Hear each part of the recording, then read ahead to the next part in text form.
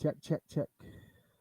Check, check, check. Haha, there we go. Hello. Okay. There we go. How's that, guys? Am I here?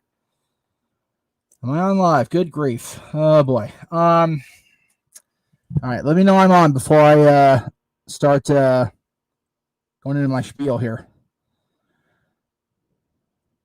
All right. Very good. Welcome, everybody, to Talk Wrestling here on this Monday. It is November 23rd, 2020. Yes, we're live, pal, as we always are. And we are one day into a world of wrestling where there is no current Undertaker. It's crazy, but it's true. Appreciate everybody being here in the chat room so far. I apologize for the first 2-3 minutes of the show. My bad. I moved everything back into my area of the house and forgot to plug in the actual sound mixer yesterday as I set things up. So once again, Jeff's on the ball. Appreciate you all being here again. As I said, if you tuned in yesterday to the live watch along, I do appreciate you being here for that as well. It was very emotional, as you guys saw for me. I had friends on with me and extended family on with me, and I watched in complete shock, quite frankly. I don't know why I didn't expect it, but the appearance of my old friend, my longtime, not a long time, he wasn't really that long time friend, but my old friend Bill Moody, Percy Pringle, Paul Bear, whatever you want to call good old Paul, as he helped the Undertaker salutes his way into the history books. I did say in the description I was going to give my thoughts on Survivor Series because I did watch the show. I was there for over 4 hours. Let's not kid ourselves. But I did want to go over it really quick. However, I did want to bring in a couple people that were not only here yesterday, but also I was very grateful for both of them being here and both of them kind of nursemaiding me along, shall we say, as I went through all my emotions. And that was Big G and my buddy Kat. Welcome to you both. I appreciate you both being here. G, I'll start with you. You were right there with me most of the show. Yeah. What are your thoughts now, looking back 24 hours on Survivor Series as a whole, and the end, the final farewell, if you will? As a whole, I thought it could have been much better. Obviously, the end. I'm still trying to. What's the word I'm thinking of? Process. Thank you. I'm still processing it. Yeah. I was in the car today, and in my 1,000-song playlist, Metallica came on. Oh no! And I was like, oh my god! I was like, are you kidding me? Yeah. And I was like, you know what? I'm just gonna let it play. Right. So, I want to say the best match of the whole night would have been Roman Reigns versus Drew McIntyre. Yeah, I would say that's a pretty fair assessment. Yeah, no, we were all expecting the Miz to cash in last night, and that didn't happen. So maybe it'll happen tonight. Who knows when it'll happen? No. The women's Survivor Series match was good up until the point where they screwed or that screwy finish, if you want to call it that. Yeah, I don't know if it was screwy so much. It was very underwhelming. It was bizarre. Yeah, I'm gonna go with bizarre. Bizarre words. I think they did that way. They protected Shayna, they protected Nia, and I guess in a way they protected Bianca. Right. The men's Survivor Series team, Raw dominated in good old, fashion. Right. That was a decent match too. I'm glad Keith Lee got some lyrics back in his music. It's not the same, but it's something. We know it's him singing it because he can sing. So Yeah. Other than that, Sasha and Asuka was all right. Lashley versus Sammy was okay. I did like the tag team match between the New Day and Street Profits. Yes, people shit on the Street Profits, and right. The promos are for what they are, but in the ring, Dawkins and Montez Ford are very athletic. Montez a little bit more than Angelo, right? And to think Angelo's been in the WWE, I think since like 2013, starting back in the early NXT days. It's crazy. And he actually teamed up, if I'm not mistaken, I want to say with Jason Jordan at one time back in NXT. That's correct. He did indeed. So, it's crazy. When Jason was going for his Rocky Maivia haircut impression back in the day. Not a good look. Kat, let me ask you. There's a great question in the chat room, and I have to throw it out there to everybody. But since you're here, I definitely want to ask you because you're a newcomer as far as being on the shows with me. You've been following me for a while, and I greatly appreciate that, love. Don't get me wrong. Do you think the WWE Universe takes the Undertaker's appearances for granted in the last 2 years because he's around so rarely? It's almost like we take it for granted he's going to be there because now he's not.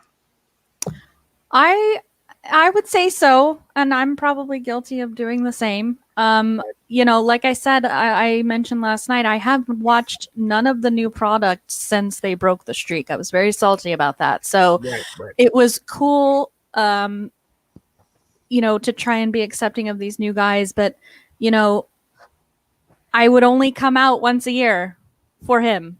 Yep. It became that, and knowing, okay, well, at least he's going to come for WrestleMania, or at least he, and as a fan, it's kind of irks me because I think that it became like you just expected it, and then it wasn't exciting anymore. So maybe we didn't intend to take it for granted, but it became that we got so used to, we're going to see him at WrestleMania. That's going to be a thing. But now we have to accept that it's not. Yeah, he really is riding off into the sunset this time. Yeah, I mean, we have to hope that we're going to get a Hall of Fame induction rather soon, because otherwise we're not going to see him. And to jump off what we talked about, you and I last night over chat and over chatting you and I here directly one-on-one. We were supposed to have WrestleMania here this coming year, here in Los Angeles or Inglewood, whatever it's like. Yeah. So the theory I had presented back before the shit hit the fan with this COVID thing was that they would celebrate the 30th anniversary at the beginning of the streak by having, because I mean, the freaking farms, the stadium's right down the street from where the sports arena used to be. So and it's too bad that COVID happened, because in a group of nerds, wrestling nerds, I was reading earlier that a lot of people in the comments were saying, damn it, I wish he had the crowd there to give him that electricity that he just feeds off, and right. I know they tried with the sound over. I loved the hologram of Percy. I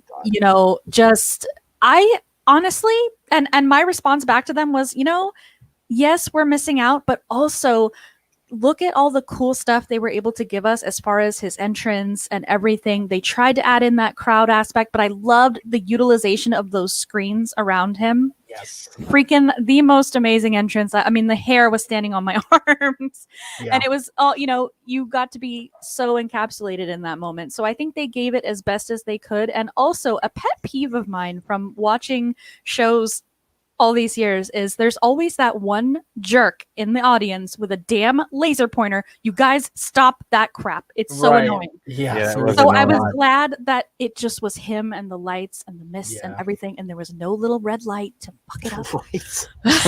So anyway. So would you agree with Big G and Michael Gonzalez's assessment that the Taker segment was amazing, but the rest of the show will be forgettable and likely forgotten in a relatively short amount of time, I feel. Yeah.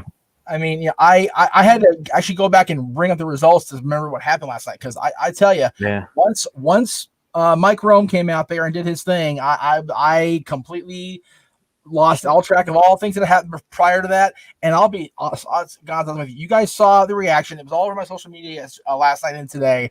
The reaction on my face, where my hands were like this when Percy appeared, that was genuine. That was a genuine reaction that Lisa captured and sent to me.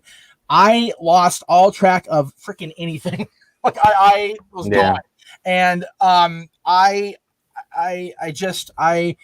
Kat, you remember a point about the crowd not being there, being both good and bad, because yes, there wasn't that authentic electricity, the authentic bubble of crowd noise and whatever, but there was no distractions either. So it definitely was good and bad. Another positive I took away from it was, okay, and to touch on the first question, which was a great question, by the way. I love that you guys started with that. Another positive is that I lost my train of thought. No, I hate when that happens. dear. It'll That's come okay. to me. That's good. Carry on. So,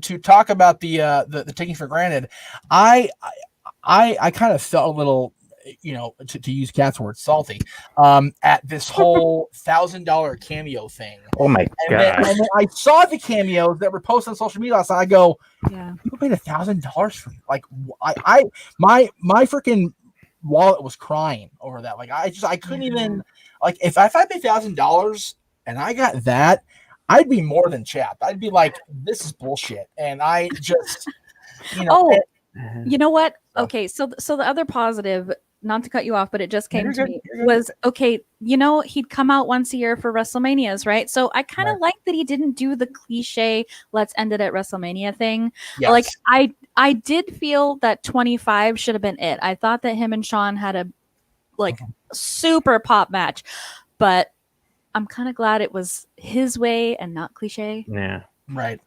And I had said to you when you said it to me last night that I saw that and I countered with, if it wasn't going to be 25, it definitely needed to be 28 because he and Hunter had that ridiculous cell match with Sean in there. So all three of them were there together and they walked out together and they had that moment at the top of the ramp, and JR called it end of an era about 6,500 times during that match. So it's like you almost like anything beyond that is just, it literally is just for the Taker pop. It is for the WrestleMania ticket pop. Because also, what I wish they would have done was JR and King. I know they were both, well, no, JR wasn't in attendance, I don't think, but at least King was there. I sort of missed having them at the desk announcing that. I think if any time would have been the time to kind of lower the curtain between the two companies, it would have been during that. But I understand why it's not, because there is so much animosity still right now. Because I mean, the wounds of war are currently fresh again. They haven't been fresh in 20 years, so I get it. But you're right. JR should have at least been there.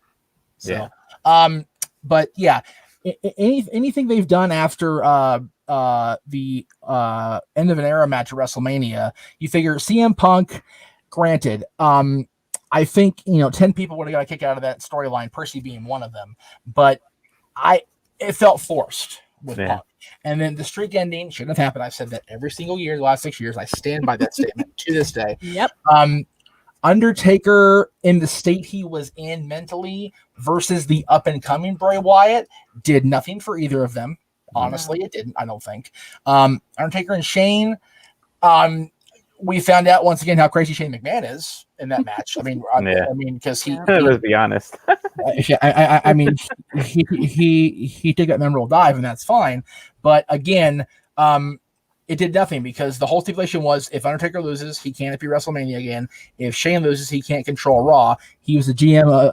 He can't have his WWE control back that he wanted. He was running a brand by the end of the year. So it's like, no. The Roman thing, we saw him talk about himself, Undertaker did, about the Roman thing was supposed to be it. And he watched that match back and went, no, gotta fix that. Yeah. And he did. Personal feelings aside, as far as the use of John Cena that year, that was a fun segment. And John completely selling his ass off facially and physically with the whole it came off very well. I enjoyed that thoroughly. And then he wasn't there the next year. 35.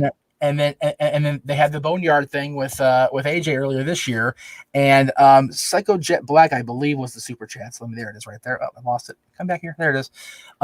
Said could give us the Boneyard match with what has been better than any match in Ring at this point. Taker looked great in that cinematic match. Exactly. He did. I said that, and I said it last night. No more matches.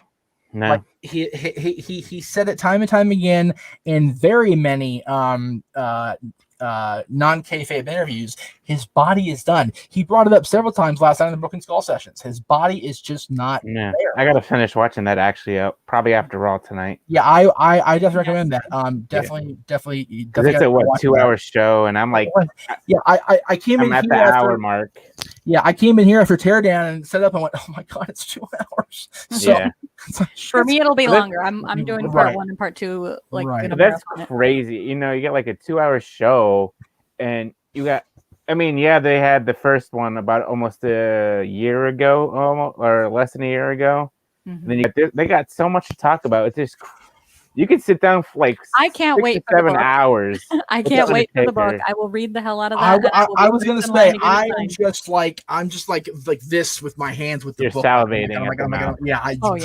I can see it. well, Kat mentioned the drill last night on the show, so it's definitely there for that. I did like James' comment here, and I'll throw it up there since James was the inspiration for this. So let me just throw that out there once again here. Me too, James. I was confused as to why the legends made their entrances only to disappear and do nothing. Literally. Yeah, I mean, they literally walked out, and then the camera then they cut to me it was kind of an awkward cut to the tribute video. Still a cool video, okay, but then you're like, wait, what happened to the wow? Okay. Yeah, it was a very weird thing that they freaking had the parade of legends. I mean, are we really gonna call Henry Godwin or a legend? I mean, I like Henry, and with no explanation, like nobody said words, like just no. Well, to be fair, G Savio is a legend in Puerto Rico. I mean, that guy, like the only reason he's not the guy in Puerto Rico because his last name isn't Colon. I mean, I'm gonna be straight with you on that. And all those guys were really close friends at one point or another of Undertaker. So I get, and a lot of them are part of the BSK, exactly. So I get them coming out there, but to Kat's point, they didn't say anything. No. And how you have Ric Flair, Triple H, Shawn Michaels come out there and don't say anything? It's a huge waste of talent. Triple H didn't even use up like 15 minutes of time at all. I was gonna say, I was like, man, Triple H is gonna come out here, cut this. He's gonna cut this great promo. And then Sean will have to go, yo. You know what? Ivory said it best. She was in a shoot interview and she goes, Hunter will come out and eat up 20 minutes of time. She'll be like, I'm just going to go vacuum the bedroom real quick. Oh, Hunter's on? Okay, yeah, I'll be back. Gonna go get something to eat. And the thing is, we've all shit on Hunter for that over the last 20 years. But we expected it last night. I was like, okay, well, here comes Hunter. Here now the time we want it, and it's like, and then the video, it's like, oh, he's not. And then they cut, and there's Vince, and we're like, okay, so not only do we not get a Legends promo, not only do we not get a Vince entrance, but it's Vince McMahon, not Mr. McMahon. It was like, okay, and man, Vince is looking old. I have said this. Maybe. I have said this since they started having sports playoffs and championships being awarded. The heads of division, and I mean the NHL commissioner Gary Bettman, Major League Baseball's commissioner, I can't remember his damn name ever. Not to heap praise on the guy at any time, but the current president of the United States and Vince. They have all aged very ungracefully this year. 2020 has been hard on the heads of state or the heads of divisions. Yeah. They all have been ran ragged mentally because they don't know what to do with themselves. No. None of them. They're all just so worn down from the shit-tastic year that has been 2020, and they're all showing it. I mean, I said it that they awarded the Stanley Cup. Gary Bettman looks like he's aged 20 years this year. And I don't like Gary. I've never liked Gary. I think he's a terrible commissioner. I've not been quiet about that. But I felt bad for him when he walked out there. His hair was tousled like it was bedhead and just gray. I'm like, damn, dude, somebody get Gary a freaking dye job or something. Holy Vince is 75 years old right now.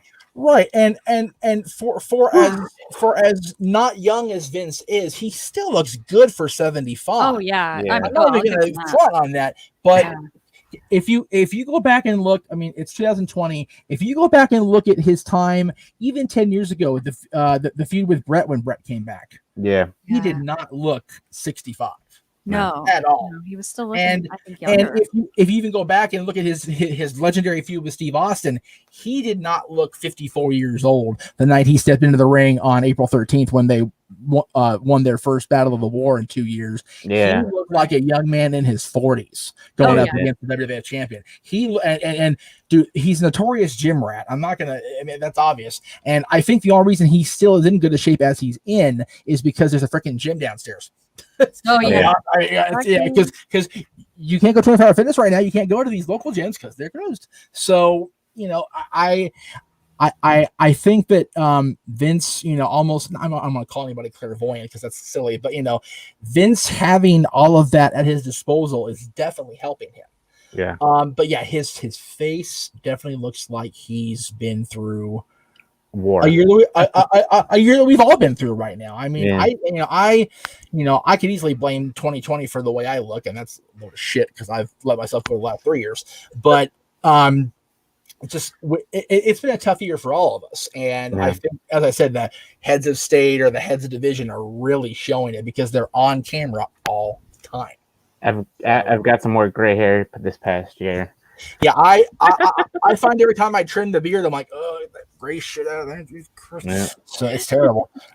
Yeah, and I agree with Cleaver 110%. I am just grateful Troubadour didn't start playing because, oh my God, the last ride on the last part of the documentary, I would have been dude.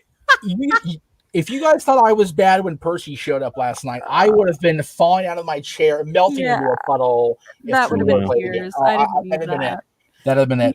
We needed that Metallica kick it up a notch, bitch kind of music. Yeah. Dude, I tell you, seeing the documentary when we saw it and having Troubadour play, it felt right. Yeah. That Troubadour played him out. The cowboy rides away, and at the same time, Metallica, now that we're dead, we can live forever or be together or whatever. When he's riding off on the sunset after the Boneyard match, it also is perfect. Yeah. So everything fit perfectly in this scenario of retirement for him. And I wonder if Taker requested those songs to be played. Oh, it wouldn't surprise me one bit, especially George Strait, because he and Steve talked about it last night now, how much George Strait means to both of them. Yeah. My dad hasn't watched any of it yet. He hasn't watched The Last Ride. He hasn't watched anything last 30 days. And I'm like, this is your guy. What are you doing? Yeah. I think to myself, I don't think he's ready to accept it. Like ready to, I mean, because he stood, I said this on the stream last night. He stood steadfast at when the streak was over. It was dead for him, and he walked away.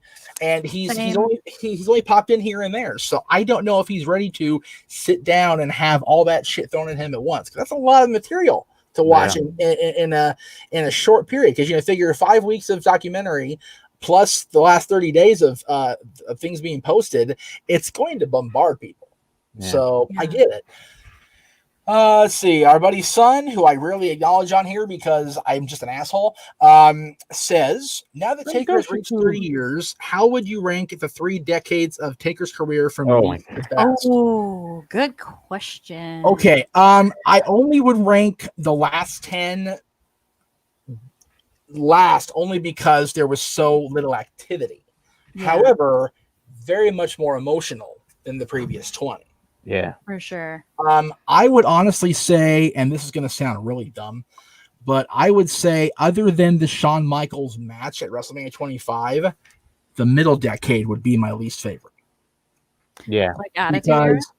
Not necessarily Attitude Era, but from 2000 to 2010. Okay, yeah. So I mean, and again, people are going to have their feelings about the Undertaker as the American Badass and Big Evil, the biker persona. I happen to like it, but I don't like it near as much as the original Dead Man or the post WrestleMania 20. The reincarnation, pretty much. The reincarnation Dead Man. Yeah. Now, those 6 of those years as the reincarnation happened in the decade I'm talking about, but I just it's very hard. Like I don't know if I mean, the 2010s into this year 2020 have been so sporadic appearance wise that it's almost hard not to rank this one last. Yeah.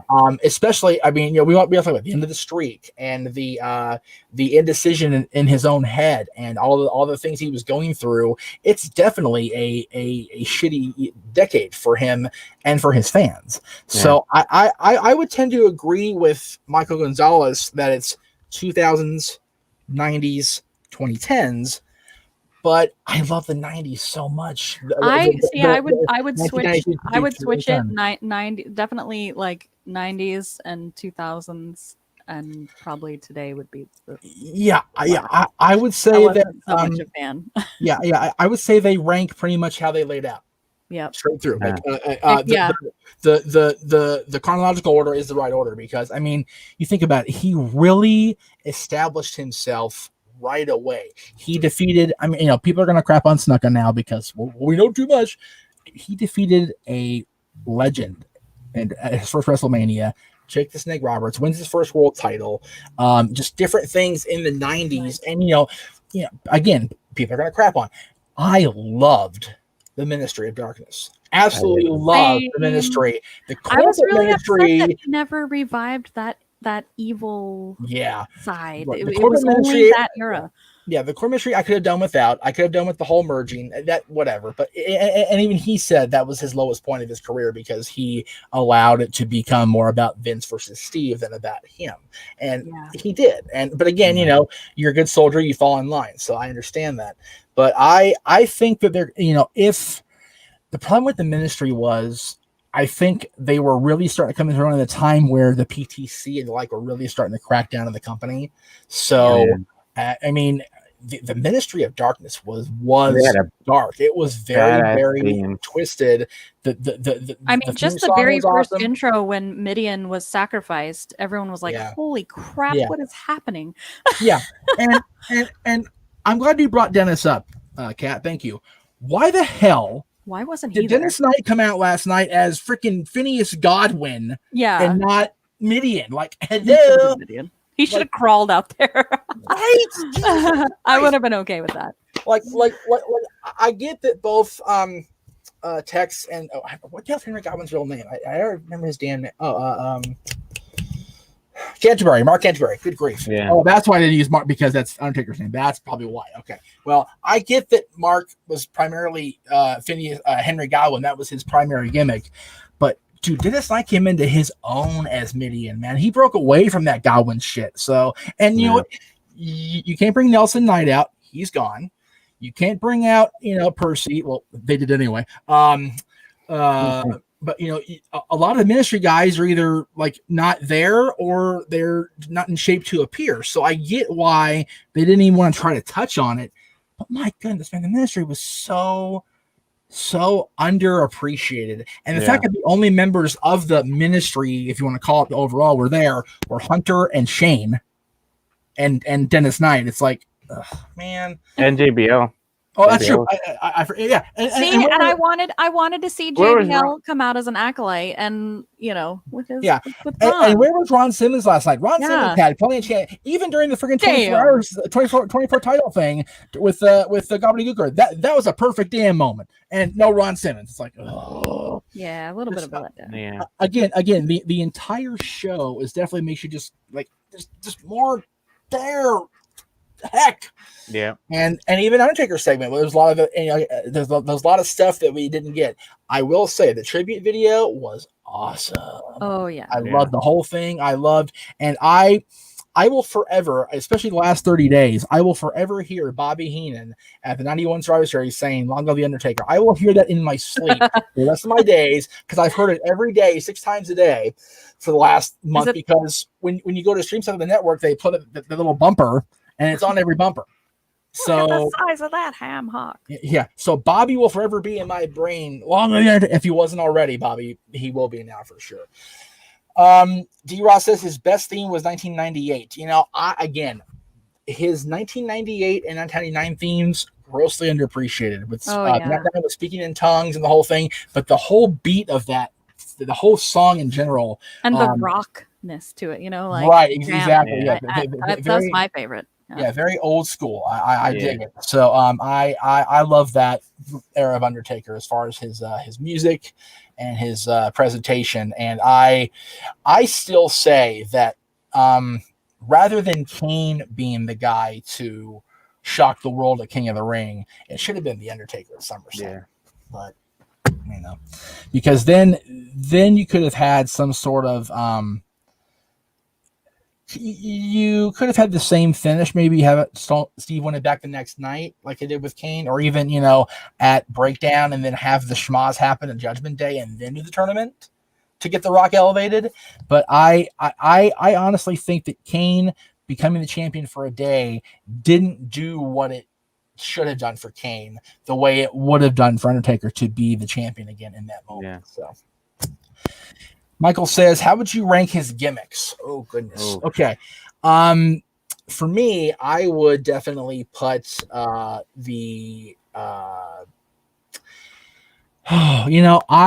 love the reincarnation of the Dead Man, the last whatever it's been 16 years. I still to this day get the worst goosebumps with him I ever get when the lights go out in the garden and Percy's voice rings out, and out he comes with the druids and the whole thing, and Percy's just totally you're no son of mine to the camera, and just turns around, raises the urn, and the gong hits. When that gong hits, dude, forget it.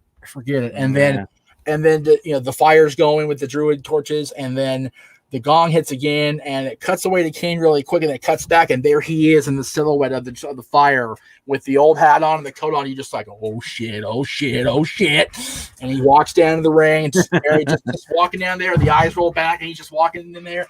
He's totally cool, man. He walks up to the ring, he brings the lights back up, he takes the coat off, takes the hat off, and he's just staring the whole time, just staring at Kane. And Kane is losing his shit. You're not real. I buried you. He's losing his damn mind. And he played it very well. Reaches out to touch him like he's not really there, and pops him right in the shit. And then it's on from there. It's such a great presentation. Yeah.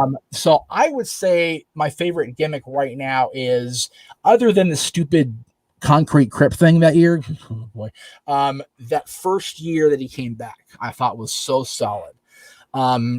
That culminated with Randy Orton's feud at WrestleMania in 2005. My least favorite is definitely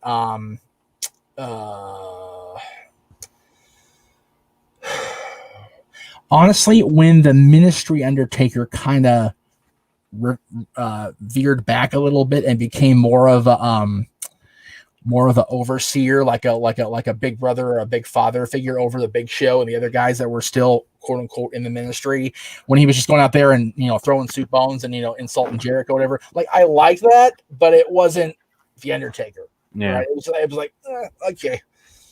So what do you think, Kat? Oh, for the gimmicks? Yeah. I was never a fan of biker taker years, that and the American Badass, I guess. Right. I thought it was kind of cheesy.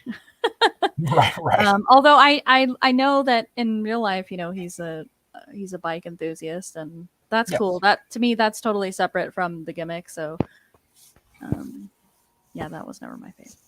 Right. Mr. G. I on the other hand, I did like the American Badass Undertaker.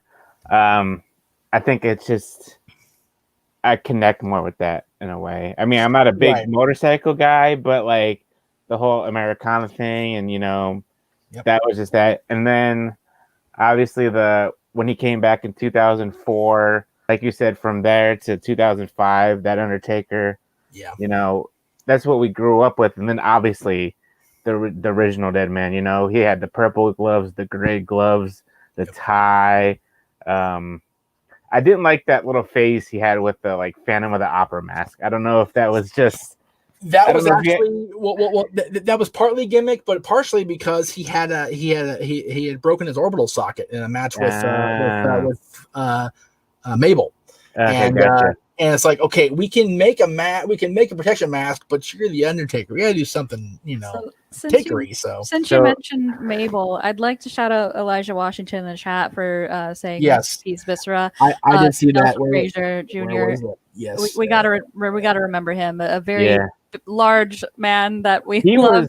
Huge part of the ministry. Yep, for being that big, he was very athletic. Right? Yeah.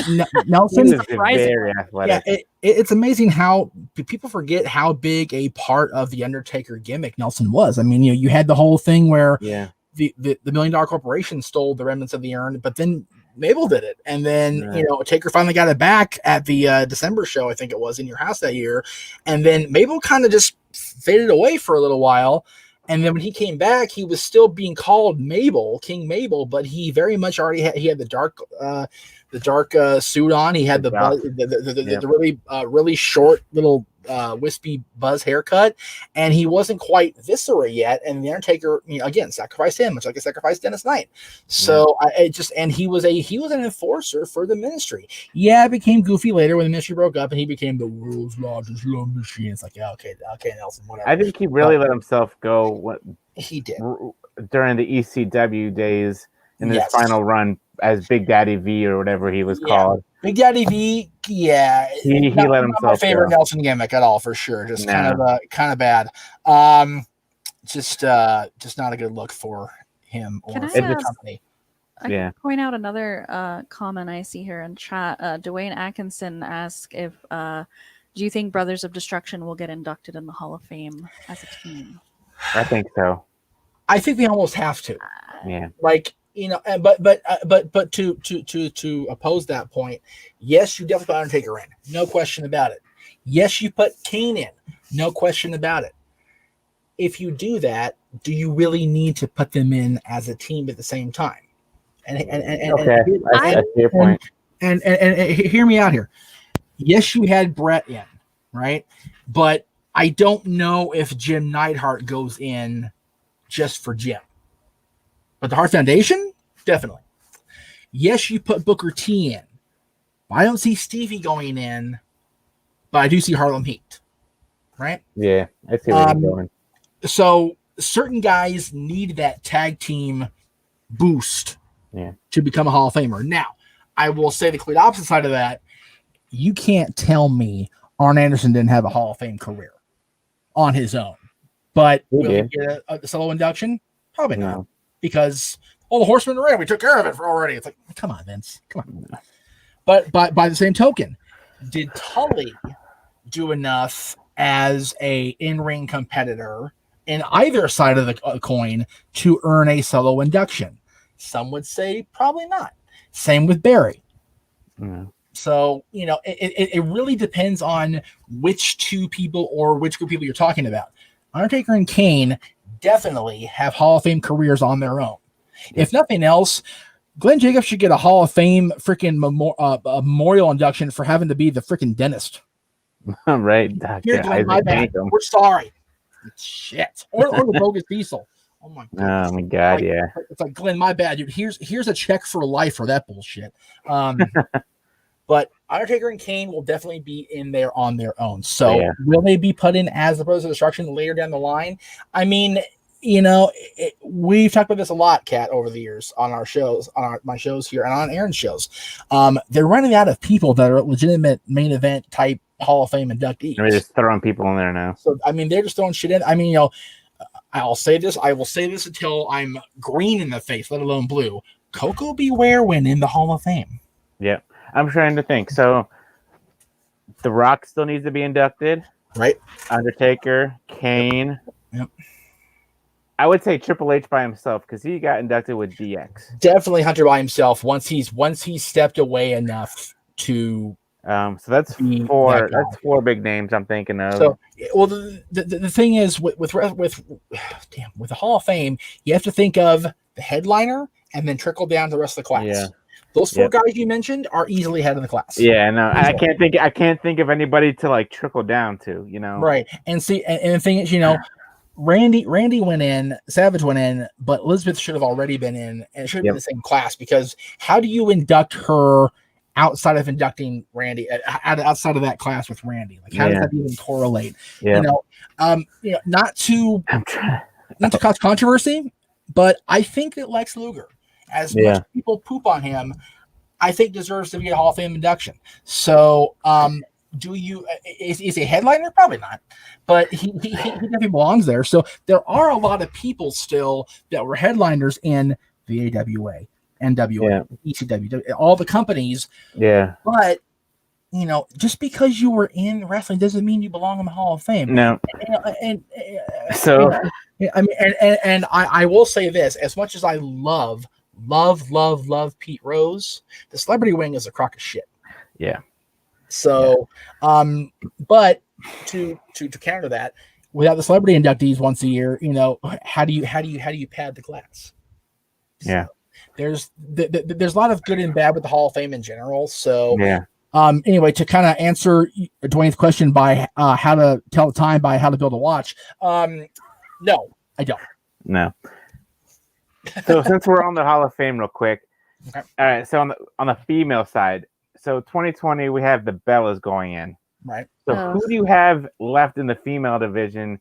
Who could possibly go in? I mean, Mickey's obvious. Mickey, okay. I think Victoria's done enough to earn herself a spot. Do you think they should? I mean, Ashley passed away. Do you think she didn't really have a longevity? And Ashley was a dear friend of mine. Yeah. I will say this with caution. I don't think she did enough overall to. That's what I was gonna say. And I think to they put Tori in there. Oh, she did. Well, but no, you know what though? Tori she did a lot. Right. Yeah, Tori and you know what? I think Stacy's in that same vein where she'll get one eventually because she has such an impact on the mainstream exposure for WWE that she deserves it. Yeah. Luna Vachon definitely deserves a spot there. I know that her run was a legacy thing, which is man. Well, the thing is, Kat, though, they inducted her with that stupid legacy thing. It's like I find that stupid too. Yeah, she was. Was it last year or the year before in that legacy? Before, I think, and it's like I get that they want to induct the people that had an impact. It didn't really have a huge impact. Luna Vachon definitely deserved a solo, not lumped in legacy induction. Now, same with Lord Alfred Hayes. He's in the legacy part too. Now, I will say, people like Lou Thez. Lou Thez opposed the WWE until the day he died. But he was still the greatest NWA champion that wasn't prior to 1973. Yeah. Okay. What about Sable? Do you think Sable will go in there? Or is she going to be thrown into that legacy? God, I can't see them not inducting Sable. Sable brought a lot of eyeballs. Sable brought a lot of eyeballs.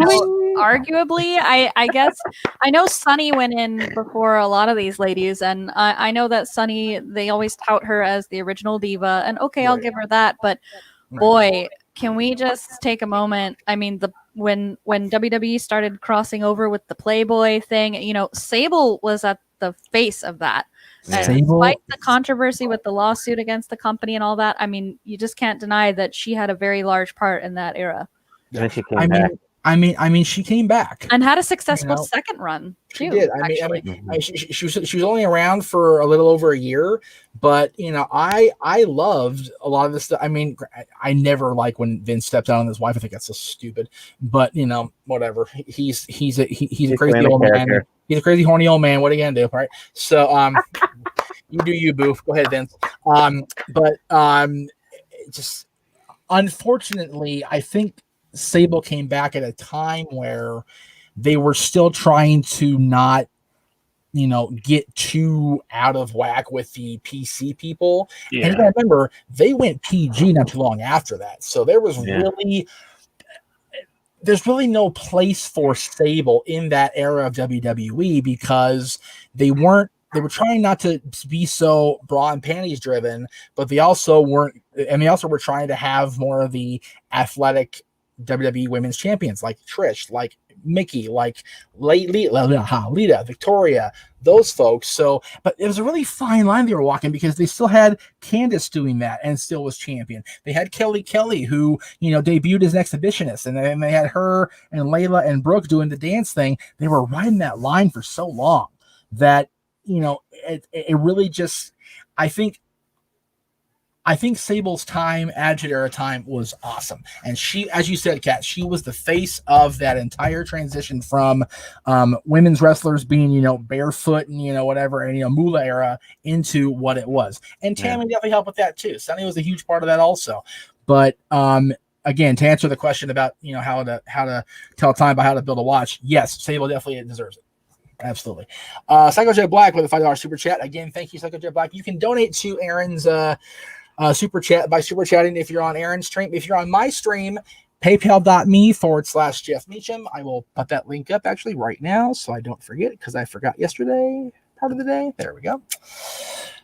Second Joe Buck says, do you remember the Undertaker Big Show promo where Taker left Big Show in the desert and Big Show made snake boots and Jericho called Taker boring? That was a lot to unpack there, what you just said. I remember the interactions with the three of them. I don't remember the specific details. No. But I do remember those. I remember Taker telling Jericho he had more shower time than he had ring time, which I thought was tremendous. It's such an Undertaker thing to say, right? Yeah. So I enjoyed it. But I don't know. I'll have to go back. I'm actually watching that era of WWF right now, so I'll have to go back and try to recall that. But thank you for reminding me, Psycho Jet Black. And thank you for the $5 for Aaron's channel. We appreciate that greatly. As far as the Hall of Fame people that should be inducted, Jericho, Cena, Orton, Big Show. Absolutely. Definitely, without question. Elijah says Christian. Yes. Oh my God, Christian, definitely. Yeah, Christian deserved it, a while ago, but they I think Edge only went in so soon because of the whole. Well, he had to retire. You guys think that AEW ruins Jericho's chance of getting in the Hall of Fame? Are they? No. Once he leaves, oh my God, I just. Go ahead, Gene. Go ahead, Gene. Once Jericho leaves AEW, I think he'll be okay. Because I think he and Vince are still on good terms, but I think Vince understands Jericho wants to do his own thing.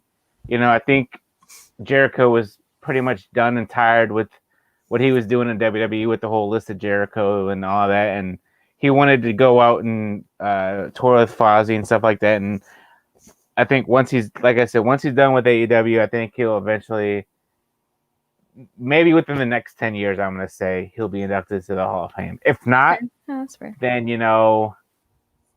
WWE needs to get their head out of their ass. I think that as much as people call Vince petty, especially with the whole cameo thing and the Twitch thing this year, he's proven he's willing to give anybody second, third, fourth, 20th chances. So pretty much. Yeah. I and no greater example of that than Hulk. What about Ultimate Warrior? Again, Warrior, exactly. Warrior spent 20 years shitting on the company. Almost. But it took Triple H. It took Triple H to. I was just going to say, Hunter has been the ultimate mediator between these guys. Bruno wouldn't say boo to Vince McMahon. Bruno's in the Hall of Fame now because of Hunter. Warrior wouldn't even give Vince the time of day. You think Macho Man would have been the same?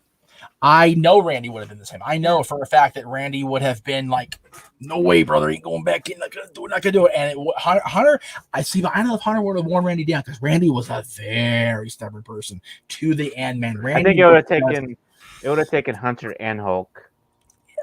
Well, the thing is, here's if Randy was still alive when he got inducted, Hulk definitely would have been a help because they had already reconciled. They had already made nice. So I think that Hulk, but the thing is though, when Randy went in, the year that Randy went in or inducted, later that year is when Hogan's whole racial thing came to light and he and the company fell apart again. So that was a very interesting time for Hulk. So I don't know how that would have gone down overall, but I do know that if Hulk was still in good graces and Randy was still alive, it definitely, like you said, would have taken Hunter and Hulk, and it may have even taken, much like it did with Warrior, Linda McMahon to go, okay, Randy, come here. Because Randy had tremendous respect for Linda McMahon, and rightfully so. Linda McMahon is grossly overlooked. Psycho Jet Black mentioned her in the Hall of Fame list. I think Linda McMahon is a Hall of Fame human being. I mean, for having to put up with what she puts up with on the daily, that woman deserves her own wing in the Humanity Hall of Fame. People are going to crap on her now for her choice of politics and who she works with and whatever. Dude, get over it. I mean, really. She had no place in wrestling. I always loved that WWE that most of their superstars were very not outspoken about who they were. She had the chutzpah to not only leave the protective cocoon of WWE management, but she ran for office twice. Yeah. In a party that wasn't very popular when she ran. No. And then she stepped into a staff situation with a guy that is not very well appreciated right now in the world. And she's okay. And I say this a lot, this phrase a lot, but that woman has balls I can't comprehend. Like I can't even she's got bigger grapefruits than Vince does. Exactly, and she's got the chutzpah, and Vince always loved testicular fortitude. It's like that's Vince's word has been chutzpah because and Linda's got it in spades. Yeah, Hall of Fame WWE. I don't know if like she would let her lack of ego do that, right? Like I don't think she would do that. I can't see Linda doing that. But I don't know. Maybe. Candice or Kelly, again, both of them had great impact on the company, as I mentioned earlier. Short. And, but short but impactful. Here's a person that very rarely gets acknowledged other than who she's with now, which I think is bullshit. Yes, Michelle. Michelle McCool was a great athlete. She still is a great athlete. Yeah. She was a great presence. Her and Layla as Lay Cool made me want to rip my own eardrums out just to stop the madness. Okay. They were great characters, and they were such good pieces of shit people that I bought into wanting Lay Cool to be destroyed. Yeah. And I love that. And I say this to this day. There's a video on my channel on the old episodes of Dads that somebody made a breakup video of them when they broke up, and they put it to the tune of Sarah McLachlan's When Somebody Loves You. And oh my God, it's the greatest thing WWE ever did, and they didn't even do it. It's so good.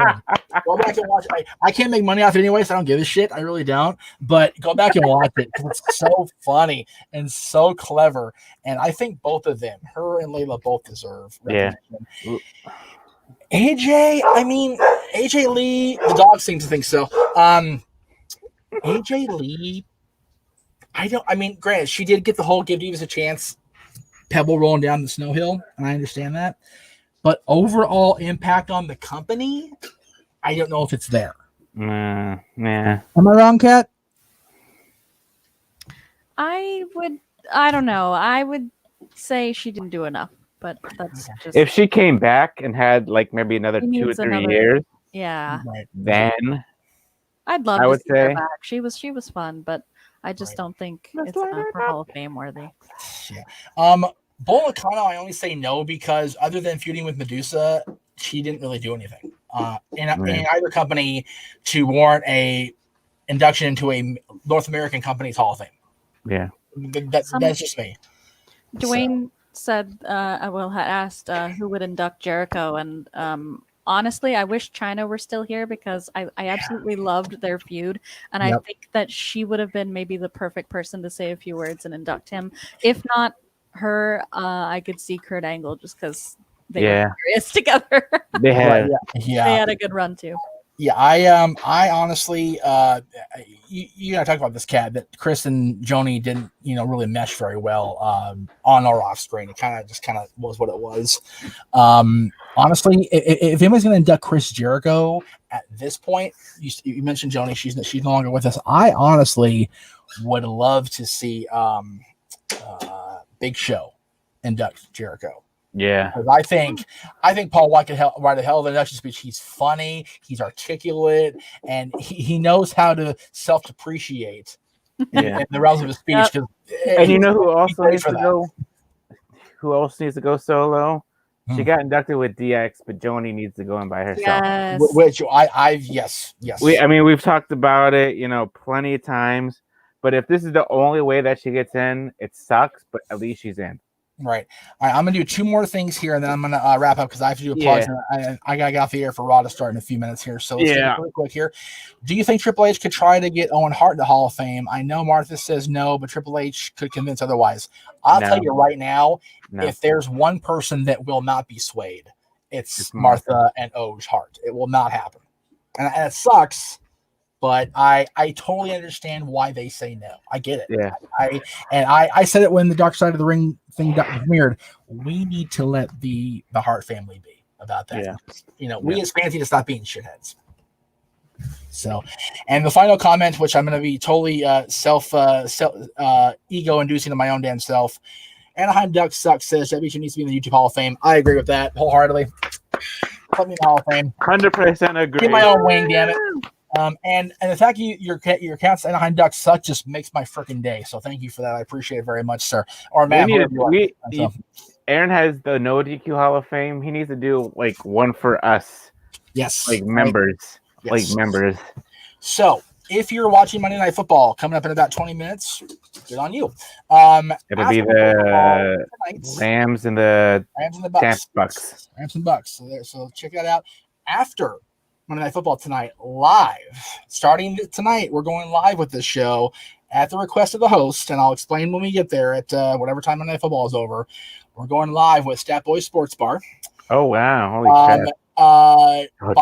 Without trying to tell tales out of school too much, there's been a situation of scheduling changes at the Casa de Stat Boy, so we have to accommodate. So that's what we're going to do. I'll definitely be watching about that because I know he'll be talking about my Steelers. Definitely, the Cowboys won a game. They actually won a game. I know, little tear. So because of Stat Boy Sports Bar being tonight, Wednesday's show that I had planned with my own podcast after of course the Greg Cherry show Wednesday morning is now tomorrow afternoon. I'm going to shoot for actually 5 Eastern rather than 6 because we're taping something very important after somebody gets home from work tomorrow night. So, that. So, so tomorrow at around 5 Eastern Pacific, we're going to have the premiere of Matter of Time, and tomorrow's guest will be Adam Contras of the Fastest DeLorean on Earth and the recently released documentary called Meeting Michael, which he has some news on, he tells me. So I'm curious to see what Adam has to say. So that'll be tomorrow and tonight, of course, with Stat Boy Sports Bar coming up after Monday Night Football. So stay tuned to the Championship Network for all of that. Psychojet Black with a quick super chat here. Why are you a fan of the Cowboys? I became a fan of the Cowboys when they drafted UCLA's Troy Aikman. There you go. Simple as that. Hometown pride. So thank you all for being here today. I appreciate you being here, Big G. Thank you very much. Guys. Great questions. I'm not sure what time Monday Night Football is over, but if you need to watch one on demand and one live, I understand because Aaron, of course, is live after Monday Night Raw with his recap of the show. So tune into his show as well and follow everybody on nerdq.com's social media platforms. And don't forget, Friday is the big day because Friday is the season finale of the nerdq.com Wrestling Trivia Challenge as Greg Cherry defends against Virtue. So that'll be on Friday. And a lot of things coming up this week. So thank you all for being here. Much appreciated for all of you being here. Again, Kat and G, thank you so much for joining me for the duration. We will see you tonight after Monday Night Football for Stat Boy Sports Bar right here on the Championship Network.